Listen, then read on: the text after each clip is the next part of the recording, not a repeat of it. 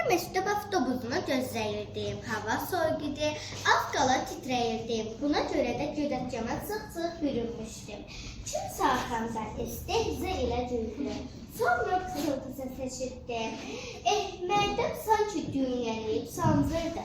Ürəyimdə deyirdim ki, kaş avtobus tez gələydi. Üf, iğrenç. Deyirsən Kelly'nin başında stan yatıb.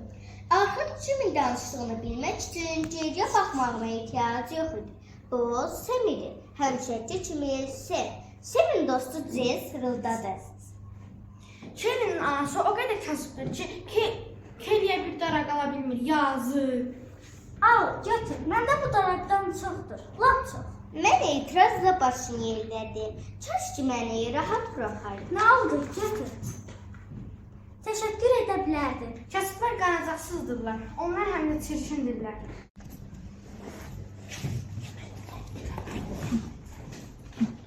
Avtobus dayanacağa yaxınlaşdı və mən ön qapıya doğru yönəldim. Qapılar açıldı.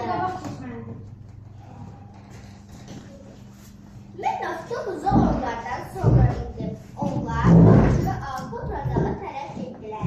Yeganə yer isə onların yaxınlığında idi. Avtobusun arxa hissəsinə getmədim. Dərindən nəfəs alıb evimin yanımda durdum. Evim nədənsə mənim yanımdan pəncərəyə tərəf sürüldü. Sanki məndə kimsənin yoxmaq istəmədiyi ağır bir xəstəlik var idi. Bir neçə dəqiqə sakitləşdi, ümidlənib rahatlandı. Bu zaman Sam ucadan qışqırdı. Məktəblə çirkini kimdir? Çirkin Kelly, çirkin Kelly, çirkin Kelly. Hiss edirdim ki, yanaqlarım qızarır. Yer yarılsaca yerin altına girərdim. Nəhayət, avtobus məktəbə çatdı. Avtobusdan bazardan qədər tez düşdüm. Kimsə mənimlə yanaşı addımlayırdı. Kelly. Mən sənə qalan annem. Mən sənə demək istəyirəm ki, onlar səndə düzgün davranmırlar. Bax, sən çirkin deyilsən. Sən bu baş verənləri müəlliminə, bu ya valideynlərinə demisən? Xeyr. Bu sadəcə bir fikirdir. Amma sən valideynlərinə və ya müəlliminə desən yaxşı olar. Görüşərik. Görünür, Alex mənim nə yaşadığımı başa düşür. Bütün günü Alex'in sözləri haqqında düşündüm. Sam və Jess düz demirlər, mən çirkin deyiləm. Onların mənim haqqımda söylədikləri doğru deyil. Tənəffüsdən sonra dəhlizdə məktəbin direktoru Miss Mills'lə qarşılaşdım. Mən Miss Mills'i sevirəm, çünki o hər kəslə mehribandır. Salam Kelly, necəsən? Salam Miss Mills. Kelly, nəsə olur? Sizinlə danışa bilərəm. Əlbəttə. Danışıyorum, sənə narahat edən nədir? Sən və Jess mənim haqqımda çirkin olduğumu deyirlər və kasıb olduğumu üçün laf edirlər. Necə rəzildirlər.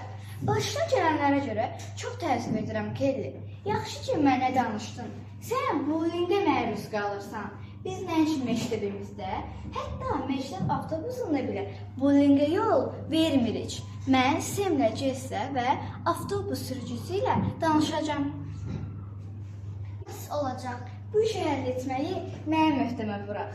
Yeri gəlmişəm, avtobusda sənin yanına otura biləcək yoldaşın var. Xeyr, bəlkə də var. Dərsdən sonra avtobusa tərəf gedən Alex'i gördüm. Qaçıb özümü ona çatdırdım. Alex, salam Kelly. Mən Miss Mills'lə danışdım. Əla, ümid edirəm ki, indi daha rahatsan. Hə. Bu haqda düşündüyüm həqiqətən də rahat idi. Sanki çiyinlərimdən ağır yük götürülmüş. Biz avtobusa mindik. Arxa oturacaqda Sam... Əlbəttə, əgər də oturmaq istəyirsə, buyur. Alex'ə yolunu söhbət etdik. Ona dağ sıçanın qurs haqqında danışdım. Söhbətdən bildim ki, Alex heyvan sığınacağında itləri gəzdirir. Çox əyləncəli oxşayır. Kelly, istəyərsən heyvan sığınacağına sən də gəl. Orada könüllülərə hər zaman yer var. Olar. Avtobus mənim dayanacağıma çatdı. Beynimə maraqlı fikir gəldi. Alex, sən vaxtı sənin yanında otura bilərəm. Əlbəttə, görüşərik. Sam'lə Tez mənim haqqımda danışsalar da artıq onları eşitmirəm. Heç bezmədim. Artıq mən yeni bir dost qazanmışam. Beləliklə hekayəmizin sonuna gəldik.